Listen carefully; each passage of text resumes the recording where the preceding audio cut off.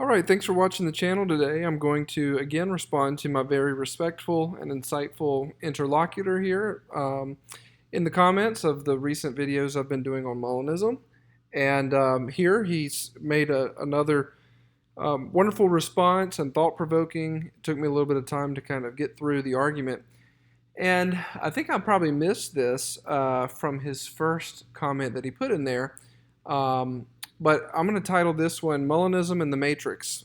Does the Matrix, account for the grounding issue? And we'll get through that. But I want to read his comment in full and then kind of make some response throughout. I don't know how organized this video will be. I'll try to keep it on track. But I've just got some notes here that I went through as I thought about different things and put the video, put my notes together over the course of multiple days, so some of it may overlap a little bit, but we'll try to minimize that as much as possible. So, reading his comment here, he starts and says that he greatly appreciates how cleanly, we've kind of narrowed the debate to the exact metaphysical pivot point, and he states this is the truth maker for the counterfactual of creaturely freedom prior to the divine decree, and that really is kind of where we're heading. The debate has kind of progressed, and now we've made it to this exact kind of impasse here. So he says, I present a sharp trilemma for primitive agency, and remember that because I'm going to come back to that at the end.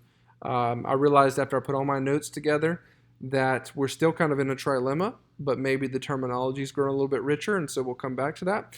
But he says the sharp trilemma for primitive agency, he says, one, it destroys A, destroying libertarian freedom.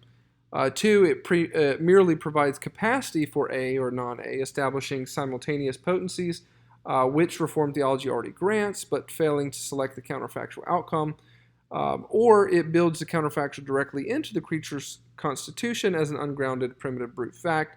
And he states that he does agree that this option number 3, this brute fact Molinism, is unsatisfactory. And I'm glad that he clarifies that, because on the first 2 comments in the videos, I thought that's the direction he was going. And we're going to push a little bit more on that in this video as well, because I don't know if we're going to escape that being an option. But anyways, he says in his previous comment, shorthand terms like primitive were meant to denote non-reductive agency, not an absence of ontological grounding. To answer your central question directly, no, I do not hold that creaturely counterfactuals or counterfactuals of creaturely freedom, that they're brute, ungrounded, contingent facts. He says instead, the framework I advocate, which is this symmetrical dispositional grounding, remember that, we'll come back to it. He says this escapes the trilemma that I pose by offering a formal, non-deflationary truth maker rooted in classical divine conceptualism and structural dispositionalism. So we're going to unpack that a little bit in the video. He says dispositions versus raw potency under this SDG, this, let me make sure I'm saying it right, symmetrical dispositional grounding. He says under that, a creature's uncreated individual essence, haxeity, within the divine intellect does not ground merely an indeterminate raw potency, which was option 2 up here of the trilemma, nor a deterministic causal law, which was option 1 in the trilemma. Rather, it grounds a teleological agentive disposition. And he states that there's a composite matrix truth maker, and this is really what I deal with quite a bit in what I have here below in my response and my notes.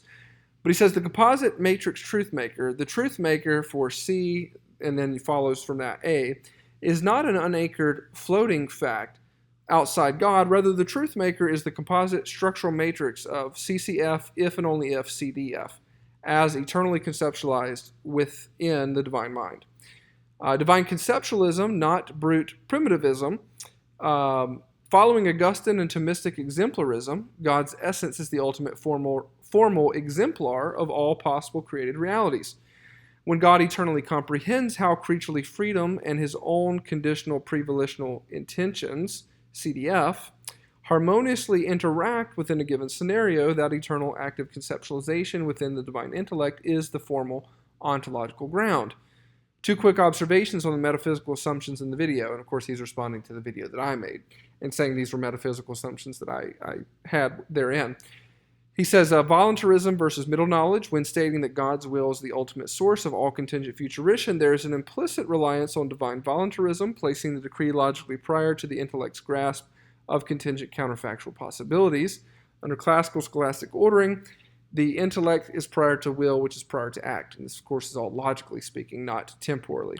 The divine intellect must grasp how free agents would react within hypothetical scenarios logically prior to the will's decree, lest the decree be voluntaristic and blind regarding the creaturely response. He says, 2, first versus secondary agency. While I fully agree that God is actus purus and first cause, and Peter is the dependent secondary cause, the distinction reflects ontological status and sustenance, not a structural difference in the nature of agency itself. If creaturely agency made in the imago Dei is truly analogous to divine agency, secondary agency must retain genuine self-determining power sustained by God, rather than being reduced to a deterministic passivity.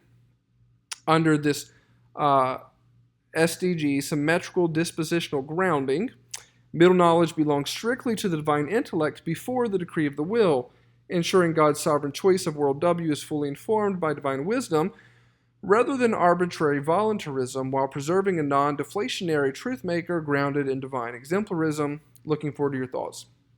So when I say that his comments here are very thoughtful, very structured very well, I mean that. He's presented a tight case. He's worked to strongly formulate his position, and he's not just asserting, some primitive agency, but he's proposed a grounding theory for counterfactuals of creaturely freedom. And with this reply here, we can address the central issue directly. In my opinion, I still don't think that his argument accomplishes what he intends, but we'll get to that, and I hope he has a response for this video as well. But we'll need to address issues such as voluntarism that he brings up, and I think the central point of this video will be that my interlocutor has moved the proposed truth maker for the CCF from Peter to God's intellect, but he has not yet explained why God's conceptualization of the CCF is itself grounded in a reality independent of God's will. And in this video, I'll put my main question first, and then we'll unpack the issues later in the video that explain why I pose this question. So in his symmetrical dispositional model, or symmetrical dispositional grounding model, this SDG model, what exactly is the truth maker of the proposition if C, Peter would freely choose A rather than non-A? You have said it is the composite CCF, if and only if CDF matrix, eternally conceptualized in God's intellect. But is the truth of that matrix ultimately explained by A, God's necessary essence, B, Peter's created nature or hexaity, C, God's intellectual conceptualization, D, God's will, or E, some relation among these? If it's A, that is, God's necessary essence, then why is the counterfactual of creaturely freedom, why is it not necessary? If it's B, how does a contingent, and B was, just to remind you, Peter's created nature and hexaity, how does a contingent created nature determine a libertarian choice without making it necessary? If C, what makes God's conceptualization correspond to A rather than non-A? And just to remind you, C was, is it God's intellectual conceptualization that is the ground of this CCF-CDF matrix? If D, then the CCF is no longer independent of the decree, and D was God's will. And if E, some relation among these, what prevents the relation itself from simply becoming the primitive fact that you rejected? Or otherwise, what prevents this relation from being a circular and self-referential explanation? So I know there's a lot there, and I'm going to unpack all this in this video so that we can, that question that I just asked will make more sense as we go through some of these issues. So I do appreciate the fact that he's clarified that CCFs for his system of Molinism are not brute facts, that Peter's bare potency does not determine the CCF, that God knows CCFs because God eternally comprehends the relevant creaturely dispositions and counterfactual relationships. These are helpful clarifications. This is a much more sophisticated system than maybe a brute fact Molinism that just simply says God just knows what Peter would do, as an example. So let's track the movement in his argument. Earlier, my interlocutor had said that, quote, Peter's primitive agency grounds the CCF.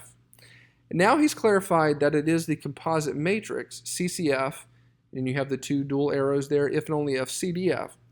This is eternally conceptualized in God's intellect, and that grounds the CCF. And to be fair, he did say something similar to this in his very first reply to my short video, where he says that the solution was symmetrical dispositional grounding. And he says that Turretin's critique only succeeds if one views middle knowledge as a passive database of brute abstract facts under symmetrical dispositional grounding. CCFs and counterfactuals divine freedom form a pre-volitional matrix in the divine intellect between the CCF, if and only if CDF. So God doesn't decree in the dark, he decrees with perfect exhaustive wisdom. So to be fair, he said that very on, and now I think I'm more or less catching on to what he's getting at.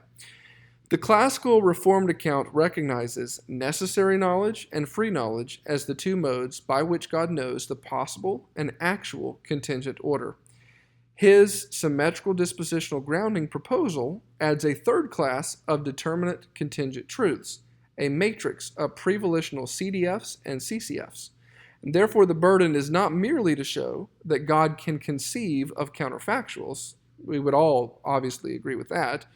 It is to establish the ontological ground of a determinate contingent counterfactual that is neither necessary nor decretively determined. And his SDG model raises many questions, one of which is, what is the ontological status of the thing God is conceptualizing? What sort of reality must exist for a pre-decretal CCF to be true?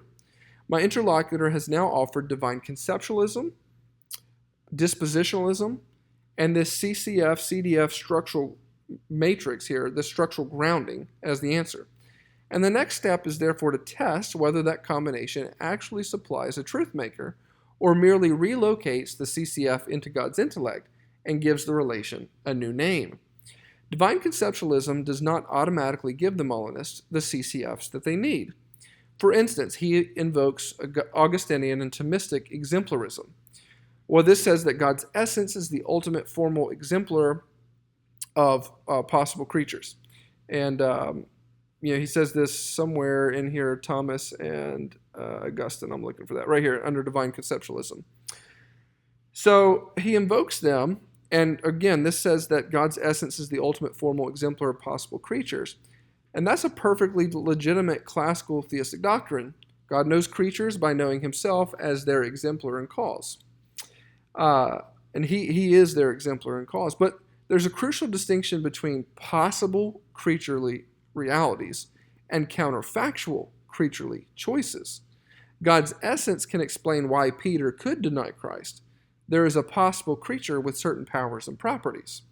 However, the more specific proposition, if Peter were in circumstance C, Peter would freely choose A rather than non-A, that's a much stronger proposition. And so I still have to ask, what in the divine essence constitutes the truth of that particular contingent counterfactual? Peter's possible nature under divine conceptualism doesn't obviously entail it. God's conceptualization doesn't obviously entail that that's a true counterfactual. And God's decree cannot entail it because then it wouldn't be middle knowledge. So symmetrical dispositional grounding has to provide a third thing, a tertium quid. In my opinion, the composite matrix that he proposes may simply be renaming the problem that we've been circling for the past couple of videos. He proposes that the truth maker here, under the composite matrix truth maker, the truth maker for C, therefore A, is not an unanchored floating fact outside of God. Rather, the truth maker is the composite structural matrix, CCF, if and only if CDF, as eternally conceptualized within the divine mind. But why does that matrix have the structure that it has? Suppose the matrix says CCF, if C, then Peter would choose A. If you have that circumstance, then Peter denies Christ, okay? And the CDF, the counterfactual divine freedom here, is if C, God would conditionally intend a certain arrangement. And so why is CCF, if and only if CDF, true? If the answer is, 1, because God conceptualizes it, then he's made divine conceptualization the truth maker. But now this opens up a problem for him. If God can conceptualize that Peter would A under C, and he can conceptualize Peter would non-A under C. Why is one conceptualization correct when true? God's intellect cannot make an arbitrary proposition true merely by conceiving it. Otherwise, God conceives that 2 plus 2 equals 5 would make 2 plus 2 equals 5 true. So the conceptualization must correspond to some prior intelligible structure. And what is this? What is this third thing? God knows it in himself. Simply saying that doesn't solve the grounding problem. Classical divine conceptualism says something like this: God knows creatures by knowing his own essence as their exemplar. Wonderful. I agree with that. But notice, God knowing X as a possibility is not identical to a CCF being true. God's intellect is infallible because God knows reality perfectly. But the question remains, what reality does the divine intellect infallibly apprehend in a predecretal CCF? For necessary truths, this is no problem. God necessarily knows. A thing cannot be both A and non-A in the same respect at the same time. God necessarily knows possibilities. This is no problem. God knows that Peter could deny Christ. But CCFs claim something stronger. Peter would deny Christ if C. So where does that determinate would come from? And by a determinate would, of course, I mean that this is a true statement rather than its opposite, that Peter would choose non-A in circumstance C. So I am suspicious still of this CCF-CDF matrix. His proposal is that CCF if and only if CDF. But what is a counterfactual divine freedom? Apparently this is God's conditional, prevolitional intention. But why does God have that particular conditional intention? If the answer is because Peter would respond A, well then the counterfactual divine freedom depends upon the CCF for its explanation. If the answer is because God intends A, then the CCF depends upon God's will. But then the CCF isn't prior to God's decree in the Molinist sense. And we're going to come back to that point. In fact, this statement really caught my eye here. It's about when God eternally comprehends how creaturely freedom, CCF, and his own conditional prevolitional intentions, CDF, harmoniously interact within a given scenario. Oh, here it is. That eternal active conceptualization within the divine intellect is the formal ontological ground. Here he labels a counterfactual divine freedom as an intention, but specifically prevolitional. And so classically, when we think about the will in humans, you can think about intentions as being sort of that first stage of the will. Intentions are sort of the goal and the directionality of the will whereby it focuses on a specific end. And then we have things like volition in the human will. This is the basic desire that agrees with the goal without choosing a path to accomplish that goal yet. And then, of course, you have the act. The act is the choice and the execution of the will. The act chooses a path to accomplish the intention there. And so, of course, in God, there is no temporal succession. The human will moves through chronological steps over time, but God's will is eternal. Humans deliberate. Our will as humans, as creatures, it requires a process of reasoning. We have to weigh different options. We often change our mind throughout the process. But God is omniscient. He's eternal. He is simple. He is ase. He is pure act. He doesn't figure out a plan or change his mind. There's no change in God. And there's also the distinction of faculties in man. In human beings, our will is separate from our intellect, and our actions are separate from our desires. But God's will, his knowledge, and his act are all identical with his essence. God is all one single, simple reality. And that is what I meant earlier in my second video there, when I spoke about God as pure act, as actus purus. There's no passive potency in God. There's no potentiality needing to be actualized by another.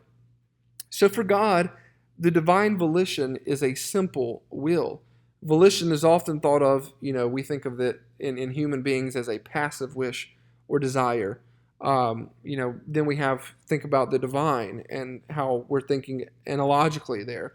When we think about the divine intention, this is the end or purpose that God has in mind. It's not something really that God looks forward to because God is eternal. To speak of divine intention then is really to speak of his providential design or the ultimate purpose of creation, which of course is to manifest God's goodness and glory. And God intends the end and the means simultaneously in one decree. So when we have a divine act, we think about creation and providence. We have that one act.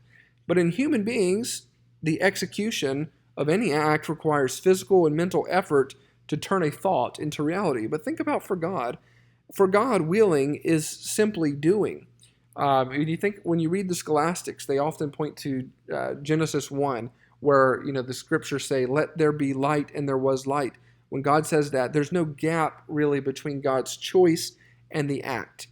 Thomas Aquinas, for example, notes that while God's act of willing is eternal and unchanging, the effects of his will happen in time. So if you think about, God and our existence, God has eternally willed that we would exist in the year 2026. The change happens in us. We transition from non-existence to existence. Whenever you were born, whenever you were conceived, for instance, you transition from a state of non-existence to existence. This is not so in God. And then we have different ways to think about God's will. Some classical distinctions in God's eternal, secret, or unchangeable will. This is the voluntas beneplaciti, the will of God's good pleasure. In this will, intention, volition, and act are all completely unified as one eternal reality. And the Reformed simply refer to this as God's decree, what he has decreed to come to pass. And then you have the will of sign, or the voluntas signi, how God reveals his will to humans analogically in history through his verbal commands, its prohibitions, the promises he's given us in Scripture, the warnings, the prophets, Christ himself coming to this earth and showing us God, right? So these are all will of sign. This is, the revealed will that we see play out in stages, that progressive revelation that God gives us, ultimately culminating in his Son, Jesus Christ. But God in all those things is accommodating himself to human time and understanding. And that was Aquinas and the medieval scholastics, and all goes back to the early fathers, and Scripture itself lays these concepts down in seed form. But the Reformed scholastics, such as Turretin, Paulinus, Photius, they all overwhelmingly adopt this same framework. And they also taught that there are human categories of choice where we transition from intention to a separate act, that type of transitioning cannot exist in God. Turretin explicitly noted that any distinctions that we make about God's attributes or the stages of his will, we're strictly speaking with anthropomorphic accommodations.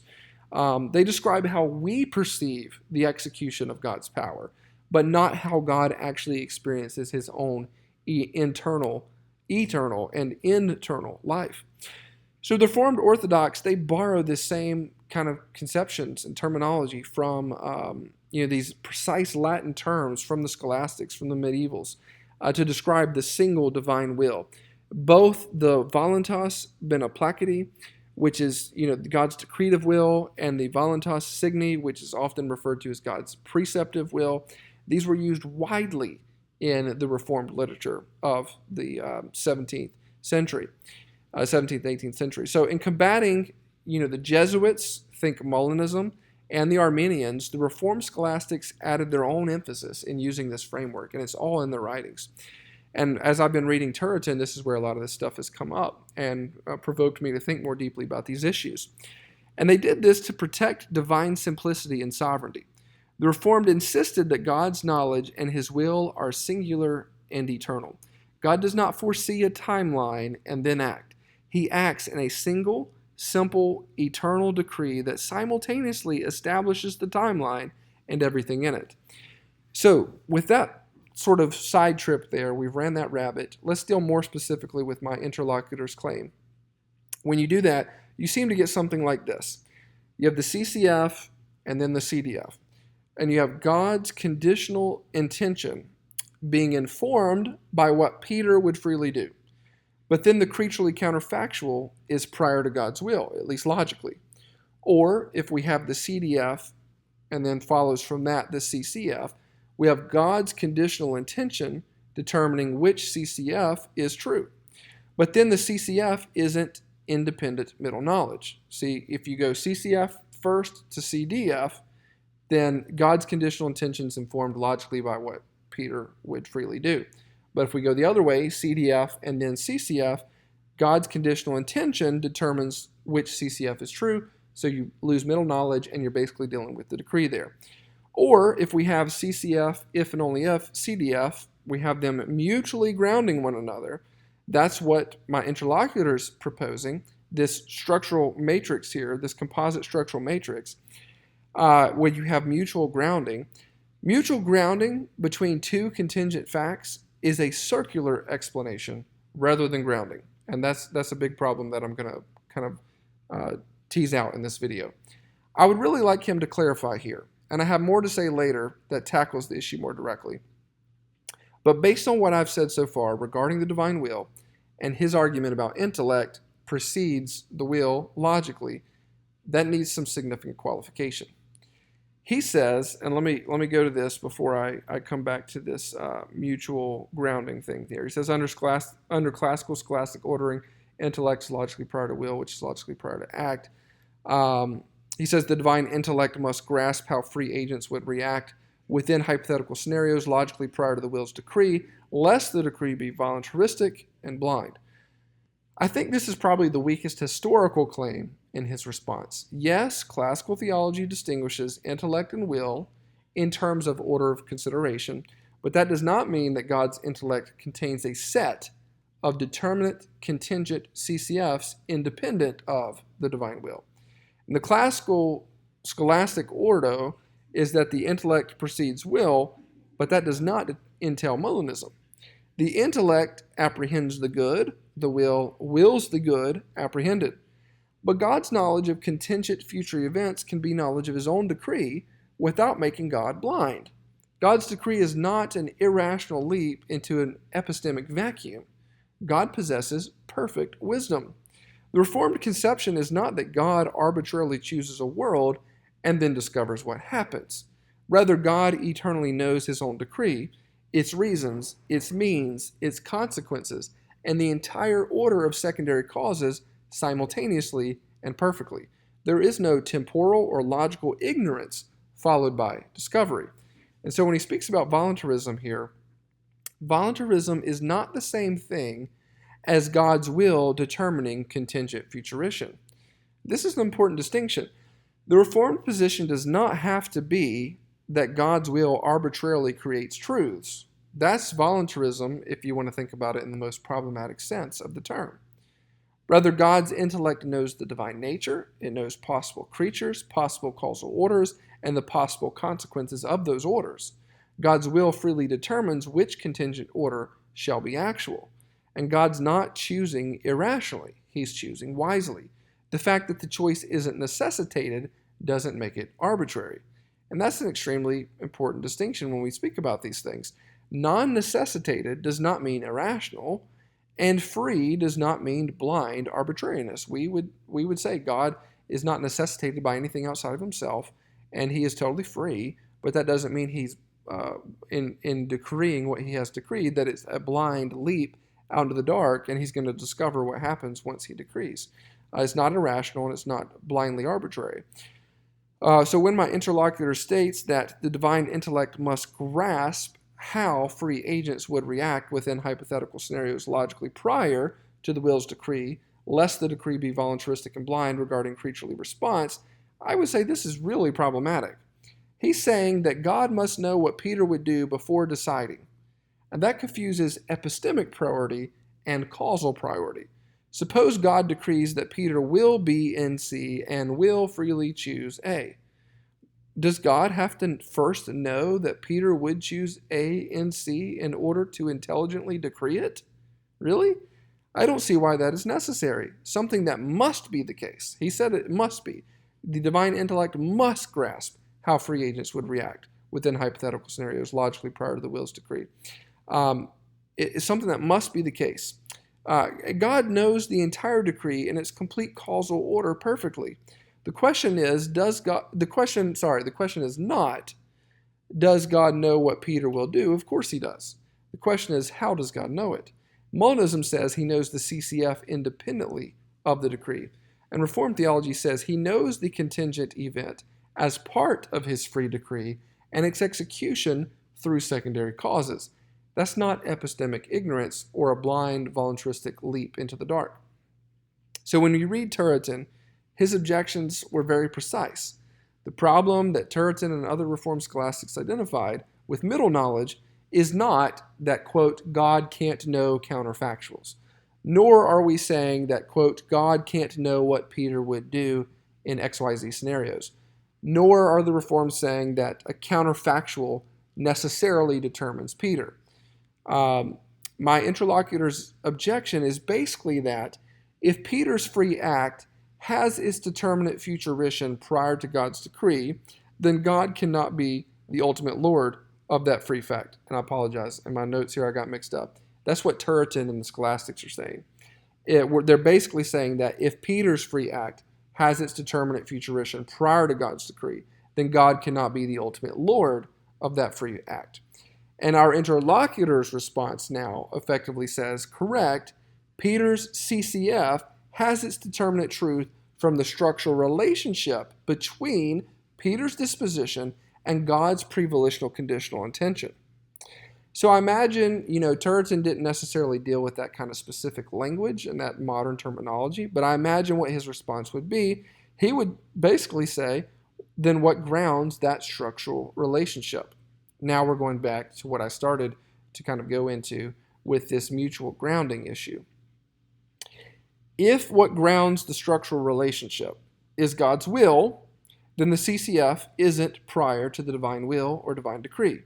If it's Peter's nature, then we have to explain why his nature entails this particular libertarian response.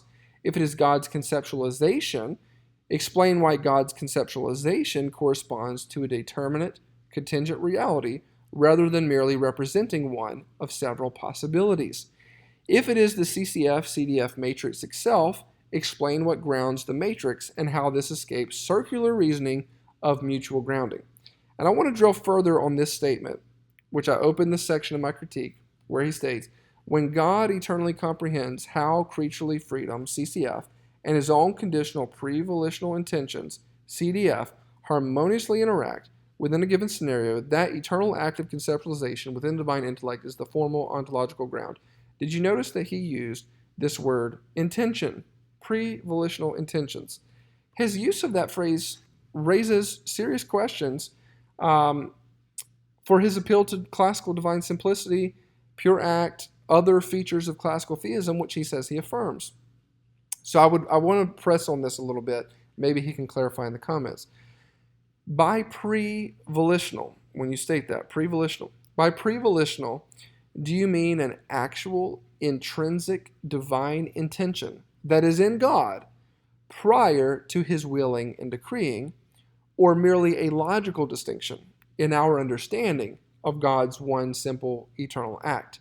If it's the former, if this is an actual distinction in God, then one has introduced a real distinction in God between an intending and a willing God, which is difficult to reconcile with God being pure act and simple. If it's the latter, i.e., this is only a logical distinction in our understanding, then the divine intention cannot provide an ontological ground for the CCF independent of God's will. It is simply another conceptual description of God's one eternal act.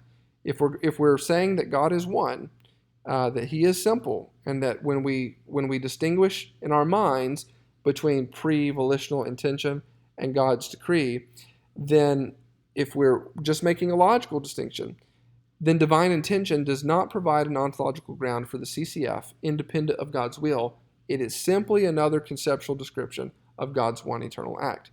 And moreover, if CDF, counterfactual divine freedom, if that means that God conditionally intends A in C, then I would ask what grounds that intention. If God's intention is what makes Peter's CCF true, then the futurition of Peter's act ultimately derives from God's will, i.e., his intention. which is precisely the point Turton makes about divine dominion and God being Lord of all facts. If instead Peter's counterfactual creaturely freedom, as CCF explains God's conditional intention, then the CCF is doing the explanatory work logically prior to the divine will. And if the CCF and the CDF mutually ground each other, which I think is where he's going here with this composite matrix truth maker, if the CCF and the CDF mutually ground each other, then one has not provided a ground yet, but a reciprocal and circular relation. So I don't see how introducing the counterfactual for divine freedom and putting it into a matrix with CCFs escapes the reformed objection. It just makes it slightly more sophisticated. It appears either to relocate the divine will one step earlier and call it a pre-volitional intention, or it introduces a new intrinsic distinction in God that classical divine simplicity does not permit. So let me back up and unpack this a little bit. Again, I'm going to drill down on this phrase a lot. It's a big part of my response here. Pre-volitional intention is it's extraordinarily loaded phrase for a classical theist like myself. He states that his concept of a counterfactual divine freedom is God's own conditional pre-volitional intentions. But under classical theism, God does not have an intellect that considers possibilities, then a separate internal intention, then a will that chooses, then a decree, and then an act. That would give us something like a psychological sequence in God, parts in God, potentiality that needs to be actualized in God. But classical theism instead says that God is pure act. There is no unrealized potential in God that moves from not intending X to intending X, right?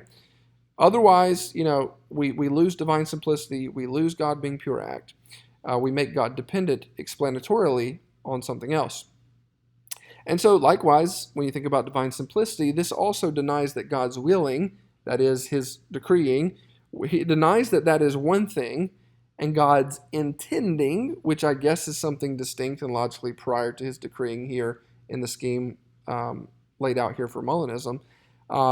Like divine simplicity denies that God's willing is one thing and his intending is another, constituent thing being added to his essence. So this forms the basis for the question I posed just a minute ago. When my interlocutor states pre-volitional intention, I want to ask him, do you mean a distinct act or state in God that exists prior to God's will and decree? Or do you mean only a logical distinction or understanding of God's one simple eternal act? And again, I said I formed this video over a couple of days. I may have repeated some of the objections and questions here.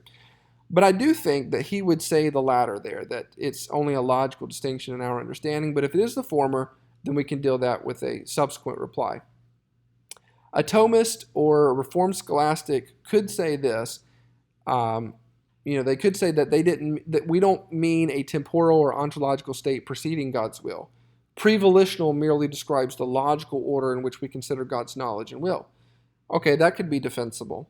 Classical theology can distinguish God's knowledge of X from God's willing of X without positing two really distinct things in God.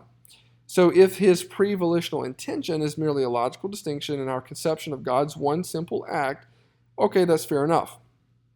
But then he has not yet provided an ontological ground for the CCF independent of God's will.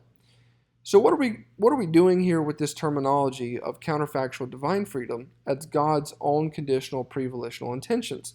Are we merely relabeling the will? What exactly is the content of this intention?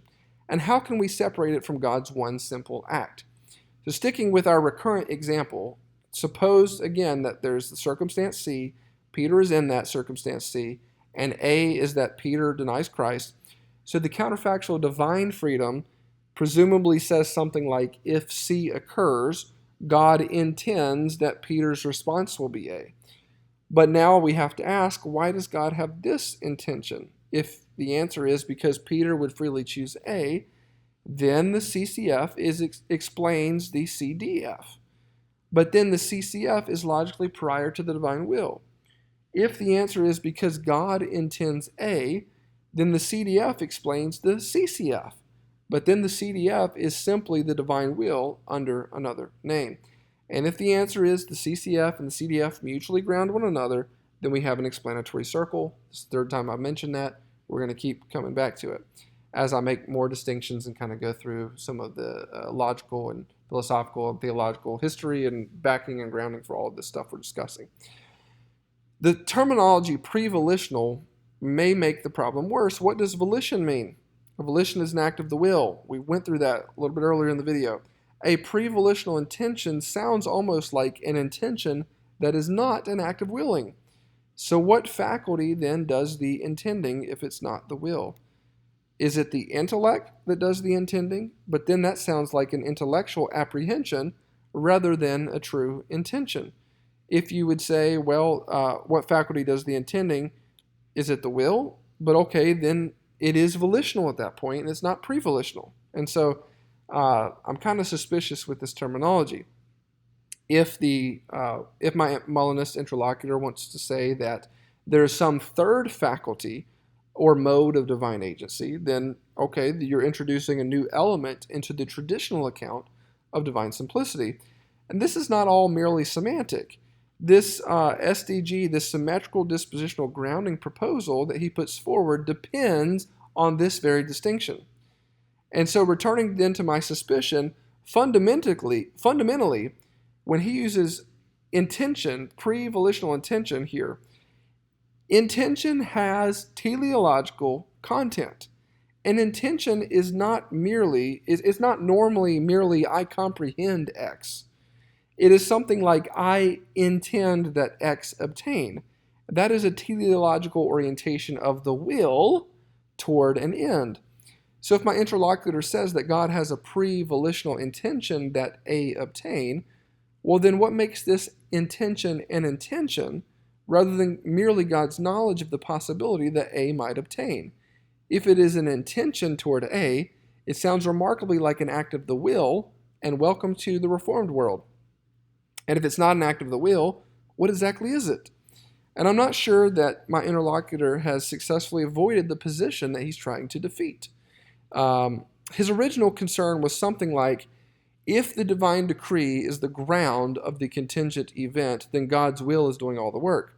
So he wants CCFs to be independent of, that is, logically prior to, the decree. So he introduces the counterfactual divine freedom, which would be divine conditional intentions. Okay, but now the question is, what grounds the CDF, and again, how CDF something distinct from the divine will in the first place? So what grounds the CDF? If the answer is God's will or intention, then he hasn't escaped divine voluntarism. He simply moved the relevant divine willing one conceptual step backward. Molinism, maybe as originally presented or as I've previously heard it in the past, is that you have this counterfactual of creaturely freedom, and then comes the decree based on that, and then, of course, you have the world. In his SDG model, symmetrical dispositional grounding, you have CCF, if and only if, CDF, and then the decree, and then the world. But if a counterfactual for divine freedom is a divine intention, then the CDF is already a form of divine willing. And this doesn't solve the problem of the divine will being involved in contingent futurition, which I always thought was what Molinism sought to do. The Reformed critique of Molinism contends that if the creature's free act has its futurition from itself rather than God's decree, then God does not have dominion over that free act in any relevant sense. And my interlocutor says that the CCF is grounded in a CCF-CDF matrix, essentially. But then what is the CDF? What is the counterfactual divine freedom? If it's God's intention, then the creature's futurition ultimately depends upon a divine act of intending. But that's precisely what the Reformed position says, and again, that's the second time I've made that statement. The Reformed position says that the contingent futurition of the creature ultimately comes from God's decree. He seems to be saying the grounding of counterfactuals comes from God's intention rather than God's decree. But unless my interlocutor can establish a real metaphysical distinction between intention and will that doesn't destroy divine simplicity, then he has not provided an alternative. He simply introduced a new label. and suppose that the counterfactual divine freedom is genuinely prior to God's decree. Then consider that God intends that if C occurs, Peter will A. But God hasn't decreed C, so the intention is conditional. So does God intend C? If yes, then C, those circumstances, part of the decree. If no, then God's intention isn't an intention that C actually occur. So the CDF is essentially saying, if this hypothetical circumstance were to occur, I would intend that Peter do A. But now we've arrived at a counterfactual about God's own willing. And furthermore, by shifting the grounding of the CCFs entirely to the divine intellect's active conceptualization, the Molinist inadvertently destroys the libertarian nature of the freedom they are desperate to defend. And this is another big problem that I want to identify with my interlocutor's objection here when he talks about divine conceptualism. If he grounds the CCFs entirely in the divine intellect's active conceptualization, he's inadvertently destroying the libertarian nature of the freedom he wants to defend. If the formal ontological ground of a counterfactual creaturely freedom is an internal and eternal pre-volitional conceptualization within God's mind, then the ground of creaturely choice is entirely internal to God. If the ground of the CCF is an internal divine concept, then the truth of what the creature does originates entirely within the divine nature. If it originates entirely within the divine nature, the creaturely element vanishes. God's essentially talking to himself, harmonizing his own conditional intentions, his CDFs, with ideas of creatures that he himself is wholly defining. And so thus the counterfactual of creaturely freedom, the CCF, is actually just a subset of God's self-knowledge. It becomes completely self-referential. God grounds the creature's choice by conceptualizing how he would react to a choice that he is conceptualizing. And I think this collapses Molinism into a form of idealist determinism. The creature is not a free, independent agent whose counterfactual choices God discovers. The creature is merely a character in an eternally stable divine thought experiment. So in the logical order of priority, does the CCF exist for God to compare it to his CDF? Or does the comparison itself generate the CCF? If the former, the CCF is still ungrounded before the comparison. If the latter, the choice originates in God's mind, not the creature's. For instance, I know that's kind of complex for people. I'm probably losing a lot of my audience on this, but it's okay. If I write a novel and I conceptualize how my protagonist, my main character, and his free choices perfectly harmonize with my plot intentions, am I discovering the protagonist's free choices, or am I inventing them? How is the model of Molinism that my interlocutor is proposing of God's intellect structurally different from me as a novelist and my imagination? What is the structural difference between saying God conceptualizes the harmony and God determines the harmony between the CDFs and CCFs? If the creature contributes nothing external to God's intellect to ground that concept, isn't God the sole author of the concept's truth value? And then, he appeals to Augustine and Thomas here, which is interesting. But in borrowing the prestige of Augustinian and Thomistic exemplarism, my interlocutor may just be trying to give his model some orthodox weight. However, I think it's a misuse of Thomas and Aquinas here. What we have said repeatedly about divine knowledge is again relevant here. In Thomism, God's essence contains the exemplars, the perfect ideas of all possible things. God knows what a creature can do. The Thomists commonly refer to this as the knowledge of simple intelligence, and the Reformed often refer to this as God's necessary knowledge. Because God knows his own power and his essence as imitable. And the Thomistic view is that God knows, that the creature X is capable of choosing A or B. The actual choice is only grounded when God's will decrees the creation of the world. So the Molinist problem is very evident when we think about this and we compare it to Thomas, Augustine, and others. within the classical tradition here. My interlocutor is claiming that God knows what a creature would do libertarianly, pre-volitionally, and invoking Augustinian and Thomistic conceptualism to say that the CCF is grounded in God's essence as a formal exemplar. This makes it the case that the choice of the creature is entirely dictated by the divine essence. If the formal exemplar of Peter's choice of A in C, if the formal exemplar of that is God's own essence, then Peter's choice of A is a necessary reflection of God's essence. This destroys libertarian free will. If the CCF receives its truth from God's active conceptualization of his own essence, as in exemplarism, then the truth of the creature's choice originates entirely within the divine nature. So with this move, the Molinist may successfully have grounded the counterfactual, but at the cost of their Molinism. And in fact, I would say that one has turned God into the formal cause of the creature's choice, collapsing the libertarian freedom that they set out to maintain. I'll return to another point about these statements, about the composite matrix truth maker and divine conceptualism. I believe that there is some definitional circularity going on in here.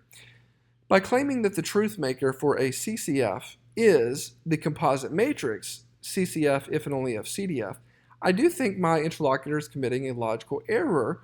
Commonly this is referred to as defining a token by a type that includes the token. He's attempting to ground a fundamental constituent part by invoking the larger whole of which it is already a member.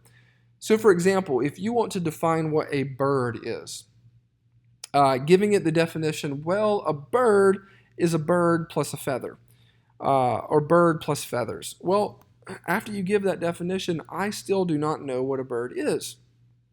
And in formal logic, when we think about ontology, a ground or a truth maker must be asymmetric, and it must be explanatorily prior to the thing that it grounds.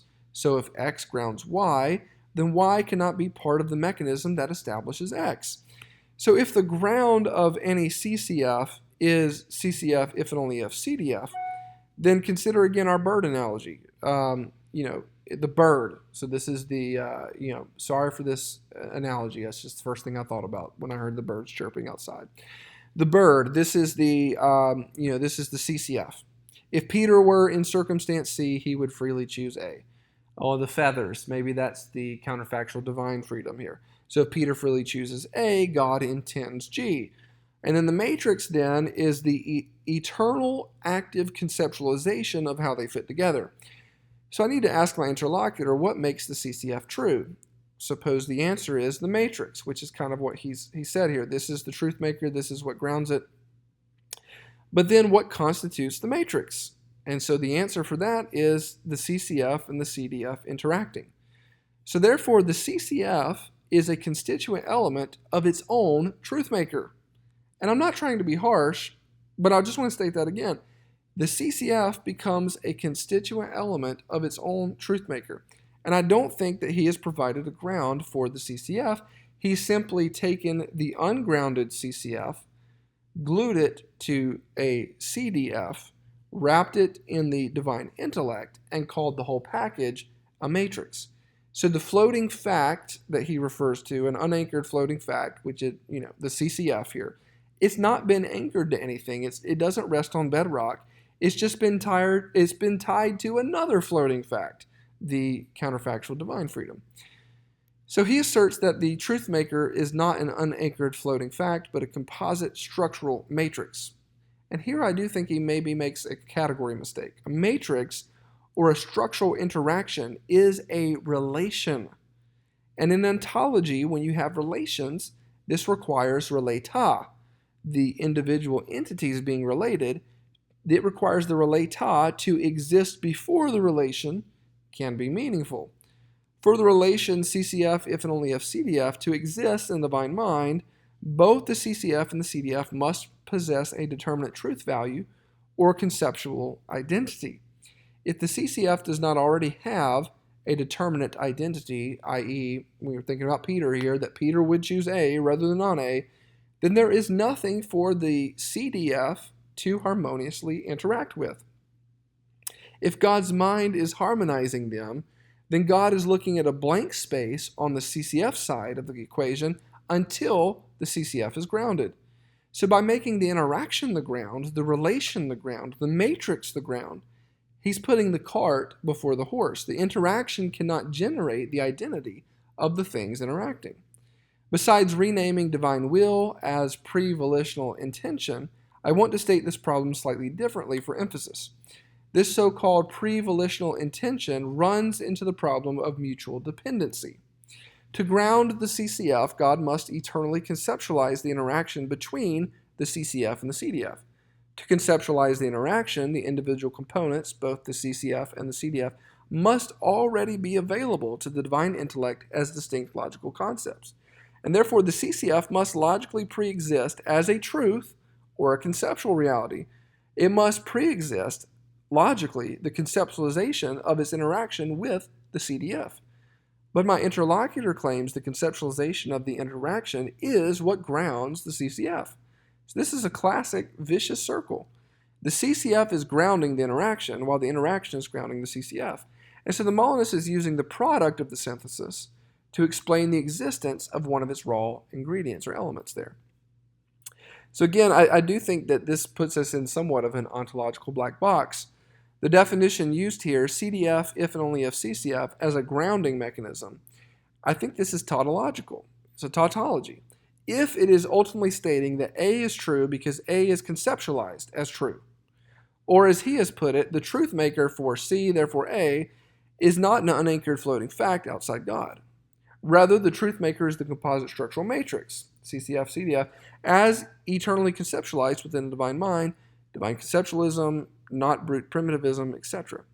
So he is replacing an external ontological ground, like the creature's actual nature or history, with an internal cognitive act of God. What makes it true that Peter would freely choose A in circumstance C? What grounds that counterfactual? What makes that true? His answer now is God's eternal intellect actively conceptualizes Peter's choosing A under C in harmony with God's own conditional intentions. I think that this is a tautology.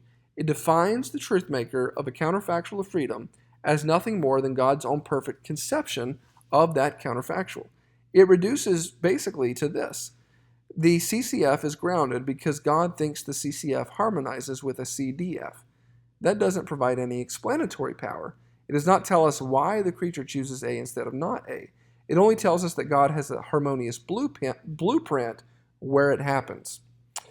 Okay, returning back to classical theism for a second. Classical theistic thought, God's knowing and willing are really identical with God's simple essence, though we distinguish them conceptually according to their different objects and rational accounts. So one could legitimately say that God knows Peter, God wills Peter's existence, and God wills Peter's act. These descriptions, they do not imply three distinct intrinsic acts in God. The same simple God is knowing and willing. So if my interlocutor says God has a pre-volitional intention regarding Peter's hypothetical action, the classical question is this a distinct intrinsic divine act or merely another description of God's one simple act? If the latter, then explain how it provides a truth maker independent of the divine will. If the former, i.e., if it's the former here, explain how it's compatible with divine simplicity and pure actuality. We've said this multiple times. This is the point I've been returning to over and over. Either there has to be a tertium quid, a third thing, some other realm of truth outside of God, or a passive potency in God, a part of God that stands in need of actualization. And I assume that my interlocutor holds to the scholastic ordo cognoscendi and the ordo essendi. That there can be a logical order in our understanding without there being a corresponding real composition or temporal sequence in God. We can reason that God understands the good, God wills the good, God creates, but this does not mean that God contains three successive states. The order is logical, conceptual, not temporal. So again, he does state this, intellect precedes will, precedes act. Of course, all logically, classical theists can preserve that without compromising simplicity immutability, and pure actuality. I think my interlocutor wants more than that. I think he wants more than that. He seems to want a pre-volitional divine intention that performs explanatory work in grounding contingent CCFs. If that's merely a logical distinction, it doesn't obviously ground anything. If it is an ontological distinction, it threatens simplicity. And there's an irony here in his appeal to intellect precedes will, precedes act. In using this scheme, he's attempting to use that scholastic and classical order to support Molinism. But what is the intellect apprehending here? Classically, the divine intellect apprehends the good, the will chooses the good, and the act follows. But in God, the intellect doesn't discover a realm of independently existing contingent truths. God doesn't encounter an independently populated modal universe and then decide what to do with it. God is the first and ultimate ground of contingent being. So the Reformed scholastic can and does affirm that intellect logically precedes will, which logically precedes act, while we deny that independent counterfactuals of creaturely freedom logically precede the divine intellect, which logically precedes the divine will. So my commenter, he wants to preserve the classical metaphysical language, such as pure act, simplicity, divine exemplarism, first and secondary causality, the intellect and will ordering. All this is great. But he's trying to insert a specifically Molinist metaphysical category, which would be determinate pre-decretal CCFs, into that framework. And so the question is not whether those terms can be made to coexist verbally. I think he's tried to do, I think he's done a fantastic job of a fantastic effort in making that happen. But the question really is whether the classical ontology, if it has room for a determinate contingent would, that is neither grounded by necessary truth nor by God's free decree. He appeals to teleological disposition, and I think that needs some. I can't remember exactly where he wrote that, but I wrote it down here. He appeals to a teleological disposition, and he says that Peter has a teleological agentive disposition. That's worth investigating. It's interesting because teleology is precisely where classical Aristotelian Thomistic metaphysics, that becomes especially relevant because the disposition is ordinarily directed toward an outcome. If you think about fragility, glass being fragile and it having that disposition, so it has a tendency toward breaking under appropriate conditions. But in libertarian agency, Peter can choose either A or non-A. So if the teleological disposition is what explains why Peter would choose A under C, you have to explain whether the disposition necessitates A or merely inclines toward A. And again, my commenter, he mentioned this. This is part of that trilemma that I mentioned in my last video. If it merely inclines, why does A rather than non-A become true? If it necessitates, how is the choice libertarian? And if the answer is the disposition itself is a primitive agentive orientation toward A, but Peter remains able to choose non-A, then we're back to the original question. Why does that disposition have its determinate orientation toward A? Again, the word disposition does not eliminate the grounding problem. I agree that Peter has a genuine teleological and agentive potency, but a potency isn't yet futurician. Peter can possess potency toward A and potency toward non-A. He can sit or stand. He can confess or deny. That is the simultaneous potentii. But the question, which potency will be actualized, is a different question. Molinism says there is a determinate answer prior to the decree. Before God's decree, Peter would A in C. And Reformed theology says the determinate actualization belongs to God's decree and providential concurrence without eliminating the real potency of the secondary cause. He says that, and he talks about this under creaturely agency. He says that if creaturely agency made in Imago Dei is truly analogous to divine agency, secondary agency must retain genuine self-determining power. I think this needs to be qualified. The first half is true. Human beings are we are genuine agents. But the conclusion does not follow. Analogy does not imply identity of causal structure. God is first cause and Peter is a secondary cause. Peter's causal activity is genuinely his own, But Peter's causal activity is also sustained by God, ordered by providence, encompassed by God's decree, and causally subordinate to God. That's not a deterministic passivity, as our commenter states. It's why the scholastics developed such elaborate accounts of concurrence. Read on concurrence. It's just wonderful doctrine that explains so much here. God doesn't replace Peter as the efficient cause of Peter's act. God is the primary cause of Peter's acting, while Peter is the secondary cause of his own act. Both are genuinely causal. And this is easily demonstrated from Scripture. Peter in his own Pentecost sermon says that Christ was delivered up according to God's definite plan. All the while, the people who crucified him are nevertheless morally responsible for the act. Whatever one does with the broader theological debate, I think this is a great example of the conceptual structure of divine determination and genuine secondary agency. The Reformed account is not that God acts instead of creatures. It is rather that God works through creatures, and that's the entire point. That's the entire point of secondary causality. My interlocutor's account of uncreated individual essence also needs to be challenged. This phrase could be problematic.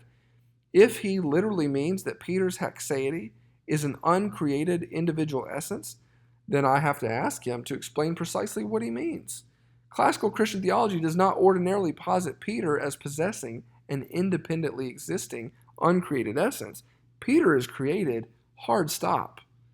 So his individual thisness and haxeity, Peter's, is not some independently subsisting eternal entity alongside of God. If my interlocutor simply means that God's eternal idea and exemplar of Peter, okay, well then say so. A judgment of charity here suspects that this is probably what he means. But then we are back to right where we started. Does God's eternal idea of Peter include a determinate libertarian response independently of God's will? And I think there's a really, an especially interesting tension with divine exemplarism, which we've already touched on a little bit. He says that God's essence is the exemplar of all possible created realities. Excellent. But then Peter's CCF is grounded in God's eternal conceptualization. But if God's essence is the exemplar, the obvious question is, does God's essence necessarily contain the determination that Peter would choose A rather than non-A? If yes, then it looks like the CCF is grounded in something necessary. But the CCF is supposed to be contingent. If no, God's essence doesn't necessarily contain the determination that Peter would choose A rather than non-A under C, then what in God's conceptualization determines the truth of the CCF? This is a real dilemma. A necessary exemplar threatens the CCF as also being necessary, and a contingent exemplar requires a source of contingency independent of God's essence. That seems to contradict divine exemplarism, divine simplicity, and again, keeps pointing towards this third thing, this tertium quid, that I originally thought my interlocutor may be going towards with brute fact Molinism. Molinism needs to articulate exactly how it gets from God's necessary exemplarism to determinate contingent counterfactuals without either making them necessary or making them into brute facts. So to move the debate forward, I want to finish my video with one last question. Do you believe that God's conceptualization of the matrix between CCFs and CDFs is active and creative, meaning God determines the harmony, or passive and cognitive, meaning God discovers a harmony that is just there? And you may want to use different wording than discover, but you kind of see where I'm going with this. And again, we're talking about God's conceptualization of the matrix. Is it active or is it passive? Is it creative or is it cognitive? If it's active, then it's determinism. And forgive me for using that word or concept. I understand that it is a simplification and it's emotionally charged for some to use the language of determinism. Let me restate it in the terms that we've been using. If God's active conceptualization is what determines how the CCF and CDF harmoniously fit together, then God is the one establishing the truth value of that interaction. And this means that God's active conceptualization, which functions as a decree or a determination of truth, is logically prior to his knowledge of future contingencies. If God acts to make the counterfactual true, it is no longer middle knowledge. It is either a form of natural knowledge, intrinsic to his mind, or free knowledge, dependent on his active will. And if God's conceptualization of the matrix is passive, if God is merely comprehending or discovering an already harmonious matrix that exists independently of his active determination, then the matrix is a brute fact. The grounding objection remains entirely unanswered because the harmony exists as a brute, ungrounded fact outside of God's control. And the consequences are that the CCF and CDF are just there inside the matrix waiting to be known. And again, the grounding objection remains unanswered. So far, I do not think you've provided a truth maker necessarily. Rather, you've just pointed to a pre-existing ungrounded truth and called it a matrix. And that's why initially I thought that you were going with a brute fact version of Molinism. To avoid brute fact Molinism and continue to maintain that God's conceptualization of the matrix between CDF and CCF is merely passive, and that God is not discovering the harmony between these CDFs and CCFs. He's merely considering them as indeterminate possibilities in his own divine intellect. Well, then two things happen here. One, what is being considered are just possibilities. Now we're back to natural, necessary knowledge of simple intelligence. We're now no longer dealing with counterfactuals of freedom at all. We're just dealing with standard possibilities. This was the thesis of my short little video to begin with, where would collapses into could.